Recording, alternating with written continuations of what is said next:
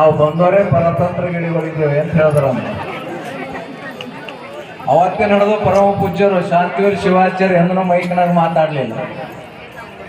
ಇವತ್ತಿನ ದಿವಸ ನಿರ್ಣಾ ಗ್ರಾಮದೊಳಗ ವಿಶೇಷವಾಗಿ 1992ನೇ ಇಸ್ವಿದೊಳಗ ನನ್ನ ಪಟ್ಟಾಧಿಕಾರ ಆಯಿತು.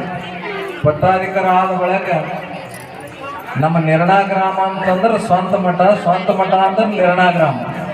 ಅಷ್ಟು ಅನ್ಯೋನ್ಯತೆ ಸುಮಾರು ಒಂದು 400 ಮನೆಯವರೆಗೆ ಪರ ನಮ್ಮ ಶಿಶು ಮಕ್ಕಳು ಇಲ್ಲೆಲ್ಲ ಕೊಂದವರೆಲ್ಲ ನಮ್ಮ ಶಿಷ್ಯ ಪರಂಪರೆ ಮಠದ್ದು. ಇಷ್ಟೆಲ್ಲ ಇದ್ರೂ ಕೂಡ ಇವ ನಾರವನೆಂದೆನಿಸದೆ ಇವ ನಮ್ಮವ ಇವ ನಮ್ಮ ಮನೆಯ ಮಗನೆಂದೆನಿಸಿ ಅನ್ನುವಂಥ ರೀತಿಯೊಳಗೆ ಯಾರಿದ್ರು ಅಂತಂದ್ರೆ ಪರಮ ಪೂಜ್ಯ ಶಾಂತಿವೀರ ಶಿವಾಚಾರ್ಯರಿದ್ರು.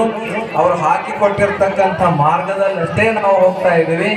ಎಲ್ಲರಿಗೆ ಇವತ್ತಿನ ದಿವಸ ಏನಾದರೂ ಕಷ್ಟಗಳು ಬಂದು ಅಂತಂದ್ರೆ, ಬಡತನಿದ್ದಾಗ ಕಷ್ಟ ಬಂದು ಈಗ ಭಾಳ ಮಂದಿ ಅಂತಾರೆ ಒಂದು 4-5 ಎಕರೆ ಹೊಲ ಇತ್ತು, ಭಾಳ ಕಷ್ಟ ಇತ್ತು ನಿಮಗೆ ಅಂತಂದ್ರೆ, ಸಾಬ್ರಿ MLA ಸಾಬ್ರು ಅವ್ರು ನಮ್ಮ ಅವನು ಮತ್ತಿ ಮಗಳ ಮಗ ಅಂತಂತಾರೆ. ಅವ್ರೇನು ಅಂತಾರೆ ನಿಮಗೆ ಅನ್ನಲ್ಲ, ಅವ್ರೇನು ಅನ್ನಲ್ಲ. ಕಷ್ಟ ಬಂದಾಗ ನೀವು ಒಂದು ಮಾತು, ಸತ್ಯವಾದಂಥ ಮಾತು ನೆನಪಿಟ್ಕೊರಿ. ಯಾವತ್ತೂ ಕೂಡ ಅವಾಗ ಯಾರು ನೆಲ್ಲರು ಆಗಲ್ಲ. ರೊಕ್ಕಾರ ಕೇಳಕ್ಕೆ ಅಜಿಬತ್ ಹೋಲಕ್ಕೆ ಹೋಗ್ಬೇಡ್ರಿ ಯಾರೇನು. ಕಷ್ಟ ಬಂದಾಗ ಯಾರಿಗೆ ನೆನೆಸ್ಕೊಳ್ರಿ ಅಂತಂದ್ರೆ, ಒಂದು ಮನೆ ಗುರು ಒಂದು ಸಾಥ್ ಇರ್ತಾನೆ ನಿಮ್ಮ ಸಂಗಟ, ಒಂದು ಮನೆ ದೇವ್ರ ಸಾಥ್ ಇರ್ತಾನೆ. ಅದಕ್ಕೆ ಬಸವಣ್ಣನವರು 12ನೇ ಶತಮಾನದಾಗ ಕ್ರಾಂತಿಕಾರಿ ಆಗಲಿಕ್ಕಿಂತ ಮುಂಚಿತವಾಗಿ ಸುಮಾರು 1000 ವರ್ಷ ಅವಾಗ ಯಾರು ವಚನ ಬರೆದರು ಅಂದ್ರೆ ಜೇಡಿರ ದಾಸಿಮಯ್ಯನವರು ಅಂತ ಬರ್ತಾರೆ.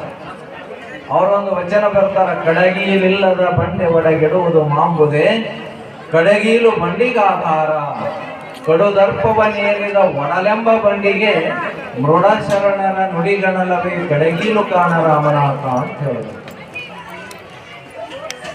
ಒಂದು ಎತ್ತಿನ